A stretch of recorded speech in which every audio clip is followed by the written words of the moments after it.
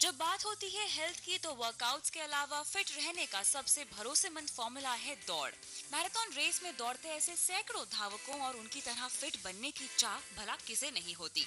लेकिन अब मैराथन की परिभाषा धीरे धीरे बदल रही है। अब मैराथन सिर्फ एथलीट्स का खेल न रहकर आम लोगों तक पहुंच चुका है। इसके चलते अब जब भी कहीं कोई मैराथन होती है तो लोगों की भारी भीड़ जुटती है। ये मैराथन कितने पॉपुलर हैं, इसका अंदाजा मुंबई, दिल्ली, बंगलुरु जैसे शहरों में मैराथन में जुटने वाली भीड़ को देखकर लगाया जा सकता है।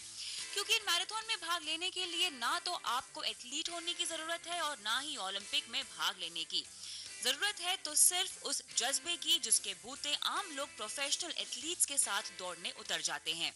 क्योंकि ये मैराथन लोगों को हेल्थ और चैरिटी के अलावा अपने अपने शहर की स्पिरिट को सेलिब्रेट करने का भी मौका देती हैं। ऐसे मैराथन अब हर साल दुनिया के कोने कोने में आयोजित होते हैं और कुछ ऐसा ही है 10K रन यानी 10 किलोमीटर की दौड़। हालांकि 10K रन भी ओलंपिक में होती है, लेकिन मैराथन की तरह ही अब 10K रन भी सड़कों पर आयोजित होने लगी है। धीरे धीरे भारत में भी 10K रन पॉपुलर हो रही है।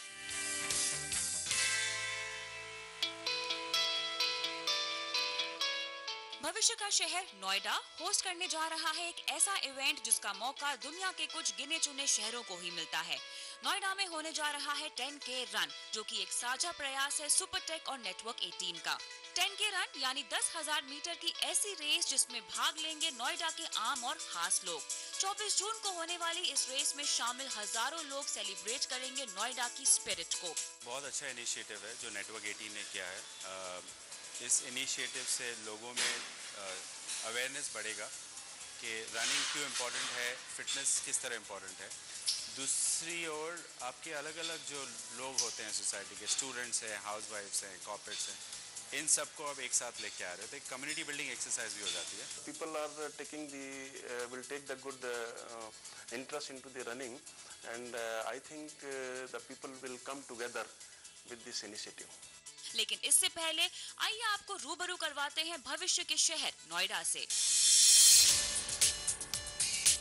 New Okhla industrial development authority यानी नोएडा दुनिया के नक्शे पर तेजी से उभरा मॉडर्न इंडस्ट्रियल हब, जो ताजा दौर में सबसे तेजी से विकसित हुए शहरों में सबसे आगे खड़ा है।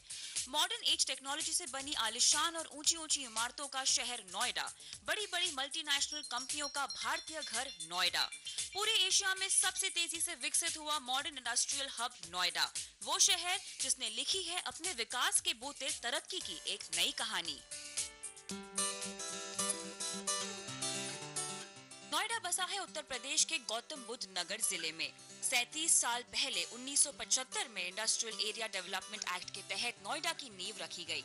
सरकार का इरादा था एक ऐसा इंडस्ट्रियल बेल्ट विकसित करना ताकि यूपी और दिल्ली समेत पूरे एनसीआर के बीच आर्थिक गतिविधियों को बढ़ावा दिया जा सके। उस वक्त शायद ही किसी ने सोचा होगा कि कुछ साल बाद ये शहर एशिया के सबसे बड़े इंडस्ट्रियल टाउनशिप में से एक होगा। बिल्कुल भारत के राजधानी के बिल्कुल निकट में है, लगभग 15 किलोमीटर के अंदर ही है, और ये एक बहुत बड़ा कारण रहा है। और इसके चलते कहीं पर भी वहाँ पे दिल्ली का एक्सपेंड होना था ये इतने सालों में। सो अभी 1976 में इसका स्थापना हुई थी और ये उसी समय से बिल्कुल पीछे नहीं देखा, आगे आगे बढ़ते चला गया। नोएडा में हुए इंडस्ट्रियल रेवोल्यूशन को एक बड़ा बूस्ट मिला देश की राजधानी दिल्ली से करीबी के कारण। पिछले 15 सालों में नोएडा ने दिन दूनी रात चौगुनी तरक्की की है। नोएडा के आर्थिक विकास की इस कहानी में सबसे बड़ी भूमिका निभाई है यहाँ के इंफ्रास्ट्रक्चर ने। बीते 15 सालों में यहाँ खड़ी हुई ऊंची इमारतों ने जहाँ नोएडा को आसमान पर उठाया, मॉडर्न बिल्डिंग टेक्नोलॉजी की मिसाल बनी ऊंची ऊंची इमारतों में देश और विदेश की कई बड़ी कंपनियों के दफ्तर हैं। वहीं यहाँ के इंफ्रास्ट्रक्चर, रोड और कनेक्टिविटी की बड़ी सुविधाओं ने न सिर्फ नोएडा को देश की राजधानी के काफी करीब ला दिया, बल्कि इसके आसपास बसे इलाकों और रियल एस्टेट सेक्टर को भी काफी सहारा दिया। इनमें एक महत्वपूर्ण भूमिका निभाई 2001 में शुरू हुए डीएनडी फ्लाईओवर ने, जिसके बनने के बाद दिल्ली नोएडा के बीच का फासला मिनटों में तय होने लगा। इसके अलावा नोएडा और ग्रेटर नोएडा यानी एनजीएन और यमुना एक्सप्रेसवे से नोएडा को आगरा और मथुरा से जोड़ने की तैयारी की जा रही है, जिसके कारण इन एक्सप्रेसवे के किनारे बसे इलाकों में रियल एस्टेट सेक्टर को काफी बूम मिली है और यहाँ प्रॉपर्टी की कीमतें देखते देखते आसमान छूने लगी। रोड ट्रांसपोर्ट के रूप में रोजाना सैकड़ों सरकारी और प्राइवेट बसें दिल्ली नोएडा के बीच चलती हैं, जिससे दिल्ली से यहाँ काम करने आने वालों के लिए ट्रांसपोर्ट की ऑप्शंस की कोई कमी नहीं है। 2009 में मेट्रो के आने से नोएडा और दिल्ली के बीच सफर काफी आसान हो गया और अब तैयारी हो रही है मेट्रो को ग्रेटर नोएडा से जोड़ने की। I think authorities have been fairly far-sighted. They had wide roads. I suspect that they anticipated the growth and kept ahead. Usually, development of infrastructure is behind the development of the place. Here, to their credit, they have been ahead, and now they are doing the same thing in Greater Noida and also in the Agra Highway. I now see this belt, Noida, Greater Noida, up to Mathura, is going to be a very important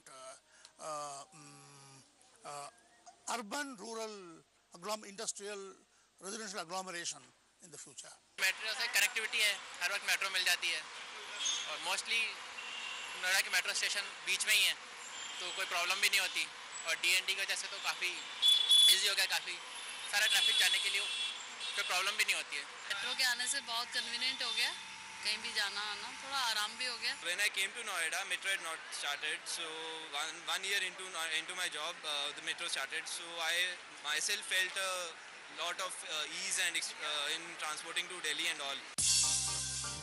Noida में तेजी से हो रहे आर्थिक, औद्योगिक और infrastructure के विकास ने नोएडा को एशिया के सबसे तेजी से विकसित हुए शहरों की कतार में खड़ा किया है। 20वीं शताब्दी में नोएडा का काफी तेजी से कमर्शियलाइजेशन हुआ है। इसमें सबसे बड़ा योगदान दिया है आईटी सेक्टर की कंपनियों ने। नोएडा में ही है आईटी एंड सॉफ्टवेयर पार्क का हेडक्वार्टर, जिसे बनाया गया आईटी कंपनियों को बढ़ावा देने के लिए। टीसीएस, एचसीएल, पटनी, एसेंचर जैसी दुनिया की कई जानी मानी देसी और विदेशी आईटी कंपनियों के दफ्तर नोएडा में मौजूद हैं। हम 1977 में नोएडा आए थे, तब तो एकदम जंगल था नोएडा और हमारा सबसे बड़ा अट्रैक्शन था कि दिल्ली के बहुत पास था। तो शुरू में हमने 1977 में अपना हार्डवेयर मैन्युफैक्चरिंग नोएडा में शुरू किया और धीरे धीरे जिस तरह से प्लान्ड सिटी की तरह नोएडा आगे बढ़ी है, उससे हमको बहुत फायदा हुआ है, जिससे हमारे जैसे हम हार्डवेयर से फिर सॉफ्टवेयर की तरफ गए, फिर बीपीओ की तरफ गए, फिर इंजीनियरिंग सर्विसेज की तरफ गए और हमारे एम्प्लॉयज बढ़ते ही गए। आज तो हमारे करीब 18 से 20 हज़ार एम्प्लॉयज हैं इस सिटी में। मेरा ख्याल we are the largest employers in Noida and probably the largest in UP. Noida IT hub एक तरह से इसलिए बना है कि नोएडा हमेशा एक प्लान्ड सिटी थी और अभी भी प्लान करके ही बढ़ा रहे हैं उसको। जब भी नए सेक्टर्स ऐड होते हैं तो अच्छी सी प्लानिंग करते हैं। दूसरा, जो कनेक्टिविटी है नोएडा की मैस ट्रांसपोर्टेशन में, वो काफ़ी इंप्रूव हुई है और उससे काफ़ी फ़ायदा हुआ है। और तीसरा ये कि अब ग्रेटर नोएडा भी आगे आ रहा है और ये दोनों जो लोकेशंस हैं ये बड़ी अट्रैक्टिव बन जाती हैं आईटी के लिए। और दूसरा, आईटी सिर्फ सॉफ्टवेयर नहीं, आईटी मैन्युफैक्चरिंग के लिए भी काफ़ी अट्रैक्टिव है। जैसे बहुत सारी आईटी मैन्युफैक्चरिंग फैसिलिटीज़ भी नोएडा में हैं और जो इंफ्रास्ट्रक्चर वहाँ क्रिएट किया गया है वो इस तरह की इंडस्ट्रीज़ के लिए बहुत अच्छा है। जाहिर है, देश के आर्थिक विकास में अहम योगदान देने वाले आईटी सेक्टर ने नोएडा के विकास और इसे दुनिया के नक्शे पर लाने का काम किया। लेकिन आईटी और सॉफ्टवेयर इंडस्ट्री के अलावा भी नोएडा है कई और इंटरनेशनल कंपनियों और उद्योगों की पसंद। जारी रहेगी नोएडा के विकास की कहानी ब्रेक के बाद।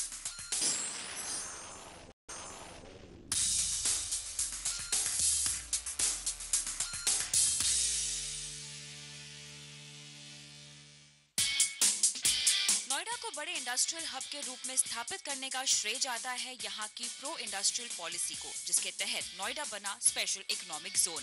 यही वजह रही कि आईटी कंपनियों के अलावा भी नोएडा में कई बड़ी मल्टीनेशनल कंपनियों ने अपनी यूनिट्स शुरू की। आईटी के अलावा कई ऑटो, बैंकिंग, इंश्योरेंस, टेलीकॉम कंपनियों के दफ्तर नोएडा में मौजूद हैं। साथ ही नोएडा ऑटोमोबाइल कंपनियों का भी गढ़ बन चुका है। यहाँ पर एस्कॉर्ट, होंडा, सीएल जैसी कंपनियां ऑटो पार्ट्स मैन्युफैक्चर करती हैं। साथ ही एलजी, एरिक्सन और सैमसंग जैसी टेलीकॉम कंपनियों के दफ्तर नोएडा में मौजूद हैं। मल्टीनेशनल्स के अलावा देश की कई बड़ी पब्लिक सेक्टर कंपनियों ने भी नोएडा में अपने कदम रखे हैं। कितने भी इंडस्ट्रीज है यहाँ पे आना चाहते हैं, स्पेशली दी सॉफ्टवेयर कंपनीज यहाँ पे आना चाहते हैं। इससे ही हम लोग बता सकते हैं इंडस्ट्रीज का एक कंड्यूसिव क्लाइमेट स्टेट पर है, प्रदेश पर है, विशेष रूप से नोएडा में है। सो इसलिए यहाँ पे आना चाहते हैं। और बिल्कुल वहाँ पे दिल्ली में इंडस्ट्री लगाना मुश्किल है, इसलिए स्पेस नहीं है, प्रॉब्लम्स ही हो जाते हैं। सो इसलिए इसके चलते इंडस्ट्रीज यहाँ पे आने का हमेशा इंटरेस्ट दिखाते हैं, जिसके कारण यहाँ के इंडस्ट्रियल क्लाइमेट अच्छा है। इनके अलावा लाखों छोटे और मझोले उद्योग यानी SMEs और MSMEs भी यहाँ बसे हैं, जहाँ कांच, पेंट, केमिकल से लेकर ऑटोमोबाइल कंपनियों के प्लांट्स तक शामिल हैं। उद्योग की जरूरतों को पूरा करने वाली छोटी से छोटी और बड़ी से बड़ी चीज यहाँ बनती है, जिसमें लाखों कर्मचारी काम करते हैं और दिन रात आर्थिक विकास के पहिए को रफ्तार देने में जुटे हुए हैं। नोएडा बनाया गया था 1976 के अंदर। तो कॉन्सेप्ट ये था कि दिल्ली से जितने भी उद्योग हैं वो एक नोएडा में, जमुना के पूर्वी इलाके में एक नोएडा की स्थापना करी गई और दिल्ली की सारी जितनी भी छोटे स्केल की इंडस्ट्री थी वो सब नोएडा में ट्रांसफ़र करने का एक विचार बनाया गया प्रदेश सरकार की तरफ से। 1976 में नोएडा बनाया गया। उस टाइम दिल्ली में धीरे धीरे कहीं आबादी बढ़ रही थी, उस आबादी का कम करने का भी एक जरिया था कि लोगों को रोजगार एक जगह पे मिलेगा और ये एरिया एक विकसित होगा और यहाँ पे उद्योग लगेंगे। 1976 में जब यहाँ पे उद्योग लगने शुरू हुए तो 2003 तक यहाँ पर बहुत अच्छी इंडस्ट्री आई और क्योंकि ये NCR के बिल्कुल बगल में है, हमारी जो नेशनल कैपिटल रीजन है उसके बिल्कुल जस्ट बगल में नोएडा है, तो उसकी ग्रोथ भी है यहाँ पे। क्योंकि दिल्ली बगल में है, यहाँ पे इजीली लोग यहाँ पर सर्विस उनको मिल जाती है। अभी यहाँ पे जिस हिसाब से दिल्ली में रेट्स का है उस हिसाब से नोएडा में उससे कम है, तो इसलिए नोएडा के तरफ लोगों का आकर्षण है यहाँ पे।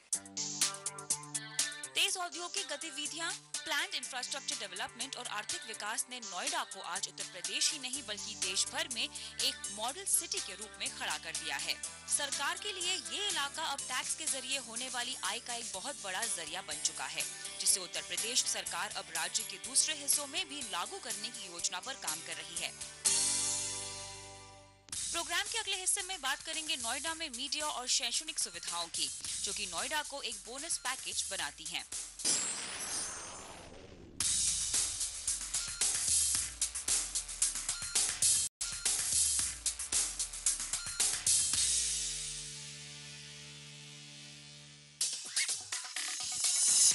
नोएडा में औद्योगिक और आर्थिक विकास अपने चरम पर है, लेकिन ऐसा नहीं है कि इन उद्योगों में केवल IT या ऑटो कंपनियां ही शामिल हैं।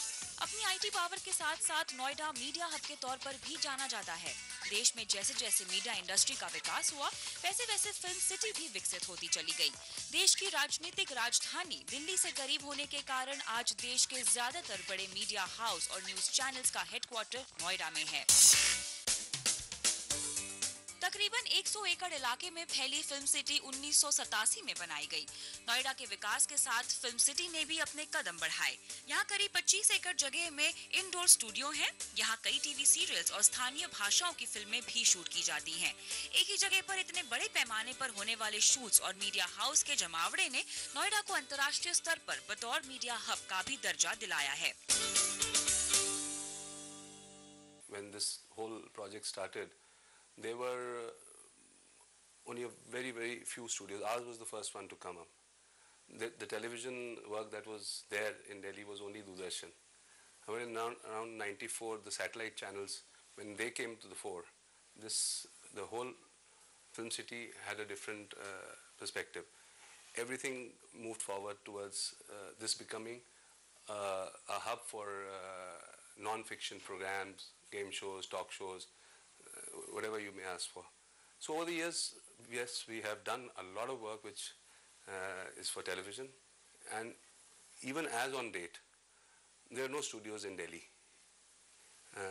There has always been, this is the first and the foremost thing that comes to mind is that when this particular project was launched, we were the only ones in entire North India to be able to provide facilities which could cater to different sort of programming, and there were no facilities available. So the talent and the people who were here found an opportunity to project their and take their talent forward, which was a big help for the Delhi-based. Sujata Kulakshetra भी नोएडा में रहती हैं। यहाँ पिछले कई सालों से ये अपना प्रोडक्शन हाउस चला रही हैं। फिल्म सिटी और मीडिया हब से करीबी के कारण उनके लिए उनका काम और आसान बना दिया है। सबसे खास बात कि उन्हें काम के लिए ज्यादा ट्रैवलिंग भी नहीं करनी होती। As far as film production is concerned, of course, it's easy access to the film studio, so that has certainly made it simpler. Every time we have to shoot, the facility is very close for us. Otherwise, what has happened also is that the technology has changed, and so, you know, you're able to have an in-house studio. Otherwise, we used to hire studios, and so one had to go to Delhi for that as well. There weren't any post-production houses in Noida at that point of time when we did move here. So one had to run to Delhi even for that, and that meant, I mean, you know how it is. It's very erratic as far as our timings are concerned. It's not a fixed 9-to-5 job. So very often we'd be working late hours, and that used to be a hassle because driving back again at night, you know, if I was to drive back by myself, there was always a little hesitation in one's mind because there was a security issue. So driving from Delhi to Noida because you're working there would be an issue. So one is really happy now that, you know, one is able to get everything within the city now. One doesn't really need to step out for anything. Media के अलावा नोएडा में एक और sector जो बहुत ही तेजी से पनपा है वो है एजुकेशन सेक्टर। बीते कुछ सालों में नोएडा में कई बड़े स्कूल्स और प्राइवेट यूनिवर्सिटीज ने अपने कैंपस खोले हैं। जेपी इंस्टीट्यूट ऑफ टेक्नोलॉजी और शिक्षा क्षेत्र के बहुत सारे प्राइवेट और बड़े स्कूल कॉलेजेस ने नोएडा में अपनी शाखाएं बनाई है ताकि यहाँ बसी कंपनियों और उद्योगों को क्वालिटी वर्कफोर्स भी आसानी से मिल सके। There the growth starts. The development of Noida, its proximity to Delhi, its easy access from Delhi, has helped people and students to select Noida. They also look for quality. So they found that starting from MIT Business School, the next was a Computer Science School, next was a Biotechnology Institute, then there was a